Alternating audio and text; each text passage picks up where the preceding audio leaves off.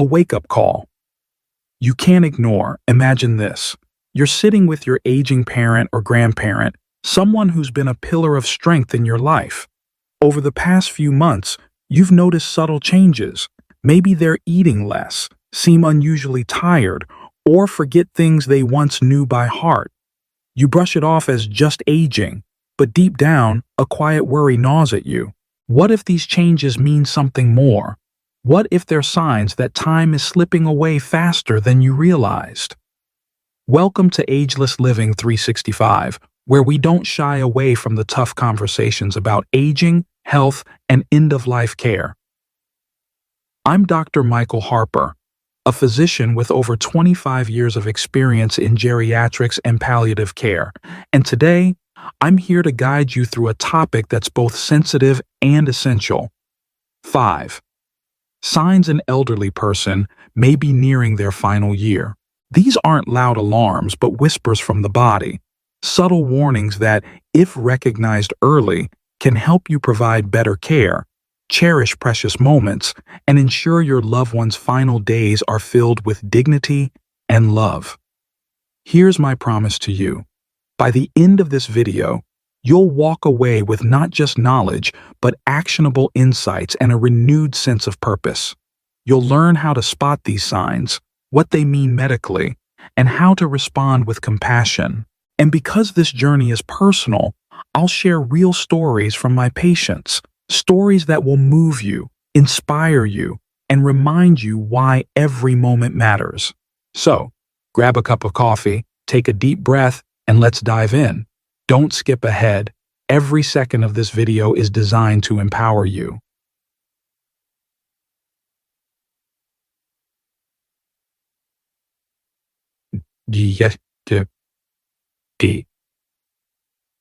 Why recognizing these signs matters. Before we explore the 5 signs, let's address why this topic is so critical. Many people assume that death in old age happens suddenly, a heart attack, a stroke, or an unexpected event. But as a doctor, I've seen that the body often sends signals months, sometimes a year, before life reaches its final stage. These signals are easy to miss because they blend into the tapestry of aging. A skipped meal here, a tired afternoon there, it's tempting to dismiss them as normal. But here's the truth. Recognizing these signs isn't about fearing death. It's about embracing life. When you understand what's happening, you can shift your focus from fighting the inevitable to creating meaningful memories. You can have that heartfelt conversation you've been putting off, plan a family gathering, or simply hold their hand and listen. These signs are the body's way of saying, time is precious. Use it wisely. In this video, we'll cover 5 key indicators that often appear in the year leading up to an elderly person's passing. I'll break down the medical science behind each one, share stories from my practice to bring them to life, and offer practical advice to help you navigate this journey. Whether you're a caregiver, a family member, or simply someone who wants to be prepared, this guide is for you. Let's begin with the first sign. Chap.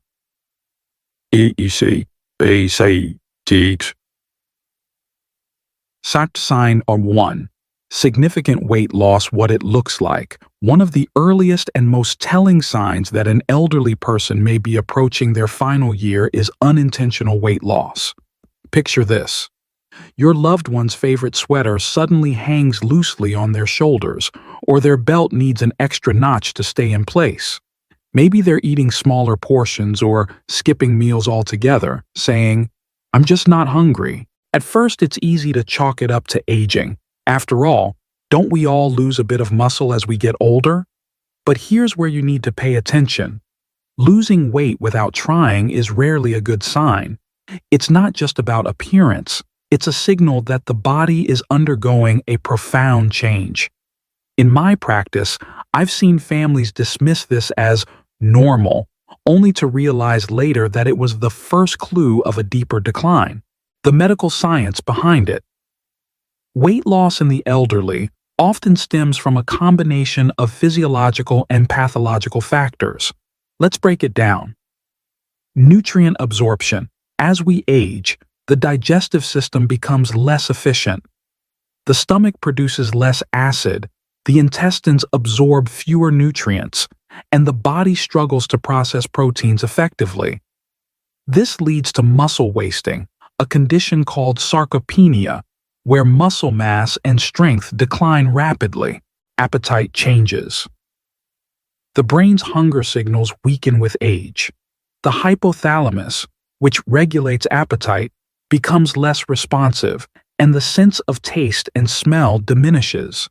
Food loses its appeal, and meals that once brought joy become a chore. This isn't just a preference, it's a physiological shift where the body no longer prioritizes eating. Underlying conditions. Weight loss is a red flag for chronic diseases. Cancer, heart failure, kidney disease, and chronic obstructive pulmonary disease, COPD, can all cause unintentional weight loss long before other symptoms become obvious. For example, cancer often triggers cachexia, a wasting syndrome where the body burns muscle and fat at an alarming rate. Depression and cognitive decline, like dementia, can also reduce eating, creating a vicious cycle of malnutrition and weakness. The metabolic slowdown. As the body prepares for its final phase, its metabolism shifts. Instead of building and repairing tissues, it conserves energy for essential functions like breathing and circulation. This redirection leaves less fuel for muscle maintenance, leading to weight loss and frailty. The consequences are serious. Reduced muscle mass increases the risk of falls, weakens the immune system, and makes infections harder to fight.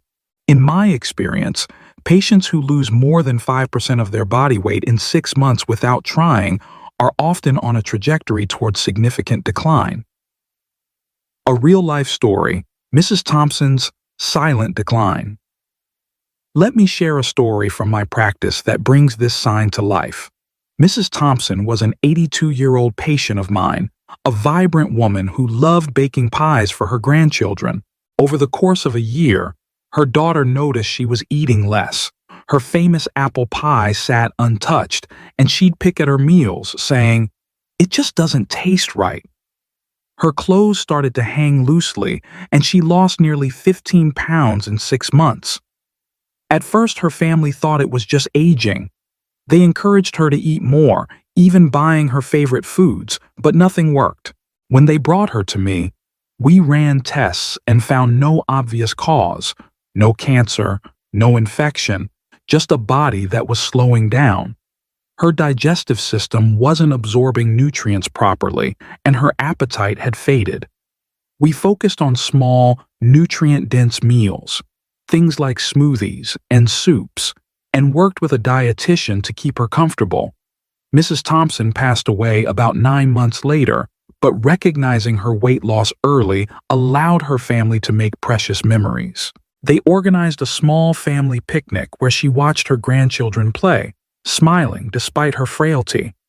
That day meant the world to them, and it wouldn't have happened if they'd ignored the signs. My expert advice.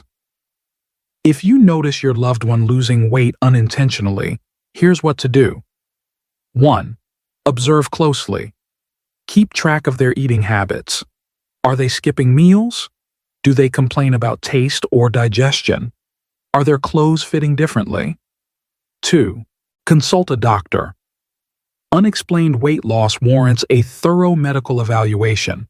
Blood tests, imaging, or a referral to a gastroenterologist can rule out serious conditions like cancer or thyroid disease. 3. Focus on comfort. Forcing large meals can cause discomfort or nausea. Instead, offer small, frequent meals that are easy to digest. Think mashed potatoes, yogurt, or broth-based soups. Hydration is critical, so encourage sips of water or electrolyte drinks. 4. Address emotional factors. Depression or loneliness can suppress appetite. Spend time with your loved one, share stories, or play their favorite music to lift their spirits. 5. Involve a dietitian. A geriatric dietitian can create a plan tailored to their needs, maximizing nutrition without overwhelming them. As a doctor, I've seen that pushing for weight gain often backfires. The goal isn't to reverse the decline, but to ensure comfort and quality of life. If your loved one is losing weight, it's a message from their body. Listen to it and act with compassion. Why this matters. Recognizing weight loss early gives you time to prepare. It's not about prolonging life at all costs, but about making every day count.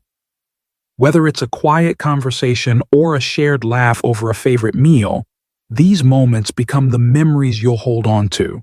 Let's move on to the second sign, which is often just as subtle but equally profound.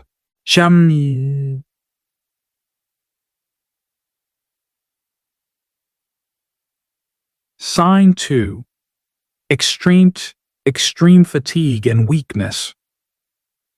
What it looks like, the second sign is a deep, persistent fatigue that doesn't fade with rest.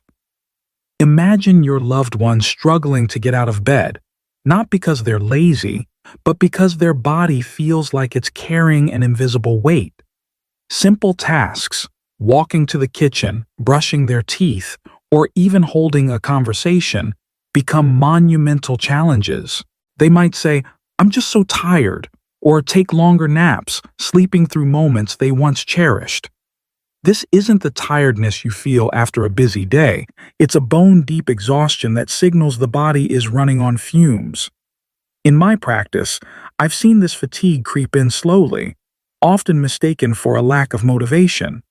But make no mistake, it's a critical sign that the body is conserving its dwindling energy. The medical science behind it. Fatigue, in the final year of life, is driven by several physiological changes. Cardiovascular decline. The heart pumps less efficiently with age, reducing blood flow to muscles and organs. This means less oxygen and nutrients reach the tissues, leading to weakness and exhaustion. Conditions like heart failure or atrial fibrillation can exacerbate this, even if undiagnosed. Metabolic shift. The body's metabolism slows as it prepares for its final phase. Instead of producing energy for activity, it prioritizes survival functions, keeping the heart beating, the lungs breathing. This shift leaves little energy for movement or mental engagement. Muscle atrophy. Sarcopenia, mentioned earlier, plays a role here too. Weak muscles tire quickly, making every step feel like climbing a mountain. Reduced activity leads to further muscle loss, creating a downward spiral. Neurological factors. The brain's energy demands are high, but declining circulation and oxygen supply can cause lethargy. Neurotransmitters like dopamine, which drive motivation, may also be affected, leading to apathy or withdrawal. The impact is profound. Fatigue weakens the body, increases fall risk, and erodes independence. Emotionally, it's devastating. Patients tell me they feel trapped in their own bodies, frustrated that they can't do what they used to. Families often struggle too, torn between urging activity and accepting their loved one's limits. A real-life story. Mr. Rivera's quiet strength. Let me tell you about Mr. Rivera, a 79-year-old retired mechanic who loved tinkering in his garage. His son noticed he was spending more time in his armchair, tools untouched. "Dad's just slowing down," he thought, but by the time they came to me, Mr. Rivera could barely walk across the room without pausing to rest. He'd sleep for hours during the day, waking only to eat a small meal before dozing off again. Tests showed his heart was struggling. Ejection fraction was low, a sign of heart failure, but he didn't want aggressive treatment. Instead, we focused on comfort.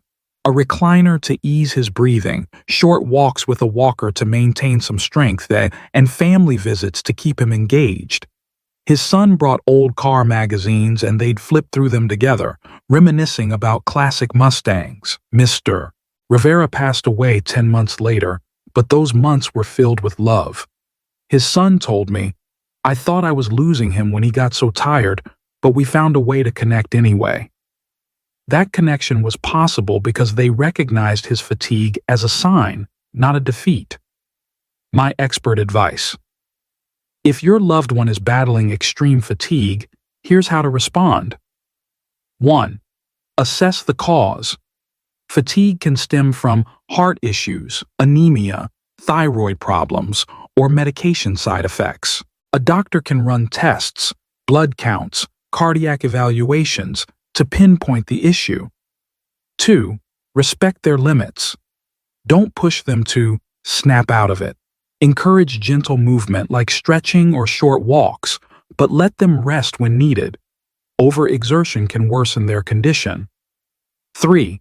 Optimize their environment. A comfortable chair, good lighting, and a quiet space can reduce energy demands. Keep their routine simple to avoid overwhelm. 4. Support emotional health.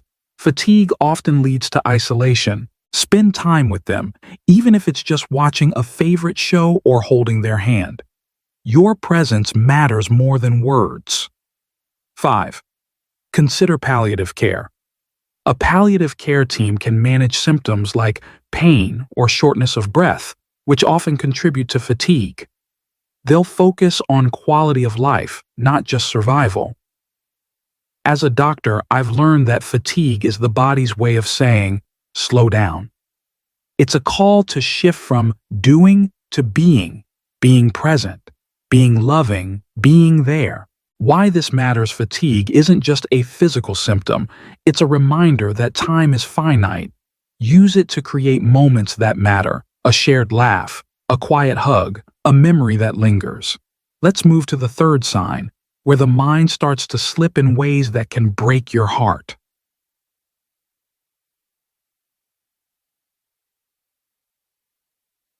Hey? Okay. Sign 3. Increased cognitive confusion or withdrawal. What it looks like. The third sign is a shift in how your loved one thinks and interacts. Maybe they forget your name for a moment, repeat the same story, or seem lost in a place they've known for years. Conversations become harder. They struggle to follow your words or drift into silence. Sometimes they withdraw entirely, sitting quietly for hours, uninterested in the world around them. These changes are subtle at first, often mistaken for senior moments. But as a doctor, I can tell you they're more than that. They're signs that the brain, like the rest of the body, is slowing down, preparing for its final transition. The medical science behind it. Cognitive decline in the final year is driven by several factors. Reduced blood flow. The brain needs a constant supply of oxygen and glucose to function. As circulation weakens, due to heart failure, low blood pressure, or vascular disease, the brain gets less fuel, leading to confusion and memory lapses. Neurodegeneration. Conditions like dementia or Alzheimer's accelerate cognitive decline, but even without a diagnosis, aging brains lose neurons and synapses over time. This affects memory, decision-making, and emotional processing. Metabolic stress. Chronic illnesses, e.g., kidney disease, diabetes, create metabolic imbalances that impair brain function. Electrolyte shifts or low blood sugar can cause sudden confusion, known as delirium. Emotional withdrawal. The brain's emotional centers, like the amygdala, become less responsive as energy wanes. This can lead to apathy, anxiety, or detachment, where your loved one seems to retreat into their own world. The impact is twofold. Cognitively, they struggle to process reality. Emotionally, they lose the spark that once defined them. For families, it's like watching their loved one fade before their eyes. A real-life story. Grandma Lily's last smile. I'll never forget Grandma Lily. an 85-year-old patient who loved telling stories about her childhood in the countryside. Her daughter noticed she was getting quieter, often staring out the window instead of chatting. One day she asked, "Who's that man in the photo?" pointing to her late husband of 50 years. It broke her daughter's heart, but she didn't know what to do. When I met Lily, her cognitive tests showed mild delirium, likely from poor circulation and dehydration. We adjusted her fluids and simplified her environment, fewer visitors, softer lights. Her daughter brought a photo album, and though Lily couldn't always name people, she'd smile at familiar faces. Those moments of connection were fleeting but precious. Lily passed away 7 months later, but her daughter cherished those quiet afternoons. "I thought I'd lost her," she said, "but I learned to love her in a new way." That's the power of recognizing cognitive changes early. It gives you time to adapt and connect. My expert advice: if your loved one is showing cognitive confusion or withdrawal, here's what to do. 1. Rule out reversible causes. Confusion can stem from infections, dehydration, or medications. A doctor can check for urinary tract infections, common in the elderly, electrolyte imbalances, or drug interactions. 2. Create a safe space. Familiar objects, soft music, and a calm environment reduce anxiety. Avoid loud settings or rapid changes that can overwhelm them. 3. Communicate gently. Use simple sentences, speak slowly, and give them time to respond. Even if they don't reply, they can feel your warmth. 4. Focus on presence. If they're withdrawn, sit with them quietly, hold their hand, play a favorite song, or share a memory. Connection doesn't always need words. 5. Seek support. A neurologist or geriatric psychiatrist can assess cognitive decline and suggest therapies, like reminiscence activities, to spark engagement. As a doctor, I've seen that cognitive changes test our patients, but they also teach us love in its purest form, love that doesn't demand responses, just presence. Why this matters. Cognitive decline reminds us that time with our loved ones is precious. Even when words fail, it's a chance to show love through actions, to create a safe haven where they feel valued. Let's move to the 4th sign, where the body's defenses start to crumble.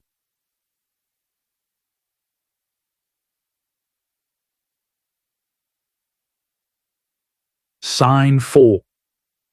Frequent infections and slow healing. What it looks like, the 4th sign is a weakened immune system leading to frequent infections and slow healing. Your loved one might catch every cold that goes around, or a simple cut takes weeks to heal. A urinary tract infection, UTI, lingers despite antibiotics, or a bruise seems to reappear just when it starts to fade. These aren't random. They're signs that the body's ability to fight and repair is fading. In my practice, I've seen families frustrated by these recurring issues thinking, why can't they just get better? But this is more than bad luck. It's a signal that the body is nearing its limits. The medical science behind it, the immune system weakens in the final year due to several factors. Immune senescence. Aging immune cells, T cells, B cells, become less effective, making it harder to fight pathogens. This increases susceptibility to infections like pneumonia, UTIs, or skin infections. Poor circulation. Reduced blood flow means fewer immune cells reach infection sites, and nutrients needed for healing are scarce. This is why wounds linger or reopen. Leading to chronic inflammation. Low-grade inflammation, common in the elderly, exhausts the immune system, leaving it less responsive to new threats. Conditions like diabetes or arthritis amplify this. Organ decline. Kidneys and liver, which clear toxins and support immunity, function less efficiently. This slows recovery and makes medications like antibiotics less effective. The result is a body that struggles to defend itself. Infections in the elderly often present atypically. Instead of fever, they might show confusion, fatigue, or appetite loss, making diagnosis tricky. A real-life story. Mr. Patel's battle with infections. Mr. Patel, an 80-year-old patient, was a retired teacher who loved gardening. His wife noticed he was getting sick often, first a cold, then a UTI, then a stubborn skin infection on his leg. Each time, antibiotics helped, but recovery took longer, and he seemed weaker. One day, he became unusually quiet and refused breakfast, a sign, I later confirmed, of another UTI causing delirium. We treated the infection, but I explained to his family that his immune system was struggling. Instead of chasing cures, we focused on prevention, better hygiene, hydration, and regular skin checks to avoid sores. His wife started gardening with him, even if he could only watch from a chair. Those moments kept him smiling until he passed away 8 months later. His family told me, "We didn't realize how much those little infections meant. Thank you for helping us make his time count." Recognizing this sign gave them months of connection they might have missed. My expert advice. If your loved one is battling frequent infections or slow healing, here's how to respond. 1. Monitor symptoms. Watch for subtle signs of infection, confusion, fatigue, or appetite loss, not just fever. Early detection can prevent complications. 2. Seek prompt care. Infections in the elderly can escalate quickly. A doctor can prescribe antibiotics or antivirals, but don't delay. 3. Prevent wounds. Keep skin clean and moisturized to avoid sores, especially if they're bedbound.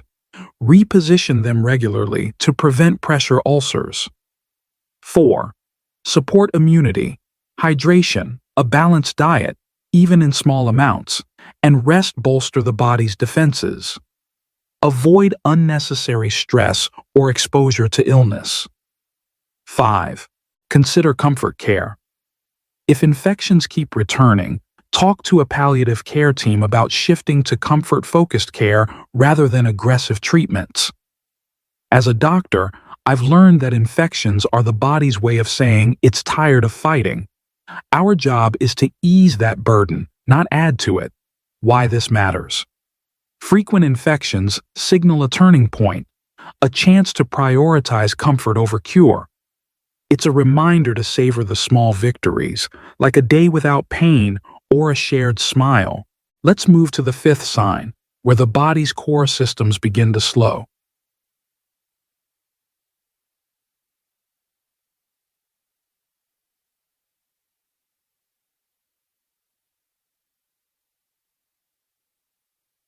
Sign 5. Major changes in breathing or circulation.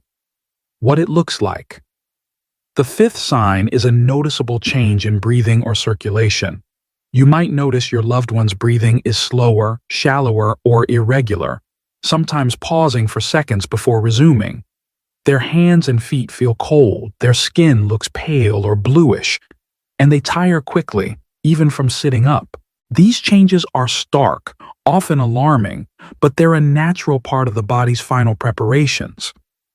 In my practice, I've seen families panic when they notice these signs, thinking something urgent is wrong, but often it's the body's way of slowing down, conserving energy for what matters most. The medical science behind it. Breathing and circulation changes are driven by declining organ function. Respiratory decline. The lungs lose elasticity with age, and muscles like the diaphragm weaken. Conditions like COPD or heart failure reduce oxygen exchange, causing shortness of breath or irregular patterns like Cheney-Stokes respiration, alternating deep breaths and pauses. In cardiac weakness, the heart pumps less forcefully, prioritizing vital organs, brain, kidneys, over extremities. Hands, feet. This leads to cold limbs, cyanosis, bluish skin, and fatigue. Fluid imbalance, heart or kidney failure can cause fluid buildup in the lungs, leading to coughing, gurgling, or tightness. This makes lying flat uncomfortable, so many prefer sitting up or using pillows. Neurological control. The brain's respiratory center, affected by reduced blood flow, struggles to regulate breathing, leading to irregular patterns or pauses. These changes are often gradual, but become more pronounced in the final months. They're a sign that the body is redirecting its resources, preparing to let go. A real-life story. Mrs. Nguyen's peaceful goodbye. Mrs. Nguyen was a 90-year-old patient who loved knitting scarves for her family. Her daughter noticed her hands were always cold, and she'd pause mid-sentence to catch her breath. One night, her breathing became uneven, fast, then slow, with long pauses. Her daughter called me, terrified, but I explained it was likely Cheney-Stokes respiration, a common end-of-life pattern. We adjusted her pillows, used a fan to keep the room cool, and gave her small sips of water. Her daughter sat by her side, knitting a scarf they'd started together, Mrs. B's. Nguyen passed away a few weeks later, but her daughter said, "Those nights were hard, but they were beautiful. I felt her love, even in her silence." Recognizing these signs gave them time to say goodbye in their own way, with peace and presence. My expert advice. If you notice changes in breathing or circulation, here's what to do. 1. Stay calm. These changes are often normal in the final stage. Panicking can distress your loved one, so focus on reassurance. 2. Ensure comfort. Elevate their head with pillows, keep the room cool, and use a humidifier to ease breathing. Small sips of water can soothe a dry mouth. 3. Monitor closely. Sudden worsening, e.g., severe shortness of breath, chest pain, may need medical attention. Call a doctor to assess. 4. Consider oxygen therapy. If prescribed, oxygen can reduce discomfort, but it's not always necessary. Discuss with a palliative care team. 5. Be present. Your presence is the greatest gift. Hold their hand, speak softly, or play calming music. They may not respond, but they can feel you. As a doctor, I've seen that breathing changes mark the final chapter, but they also open a window for love and connection. Use it wisely. Why this matters. These signs remind us that life's end is a journey, not a moment. They're a call to be fully present, to create a space where your loved one feels safe and loved. Ishq.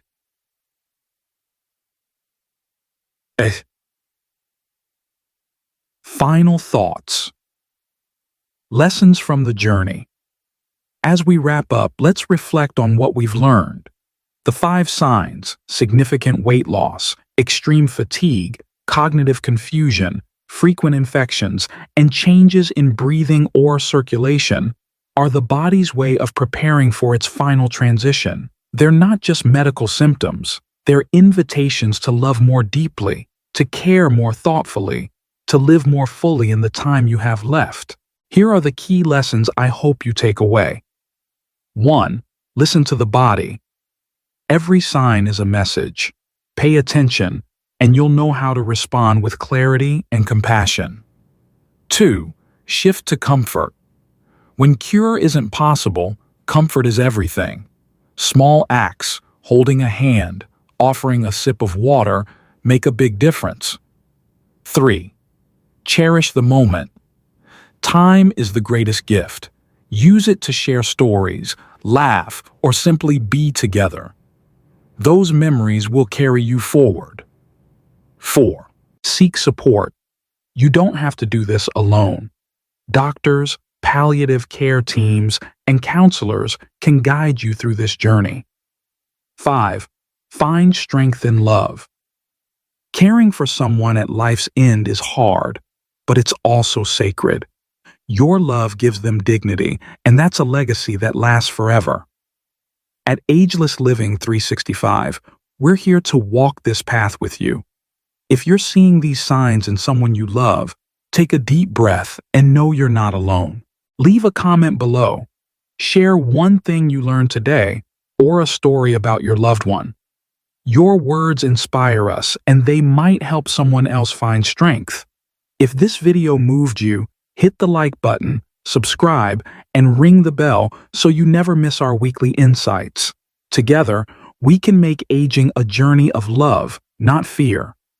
Thank you for watching, and I'll see you in the next video.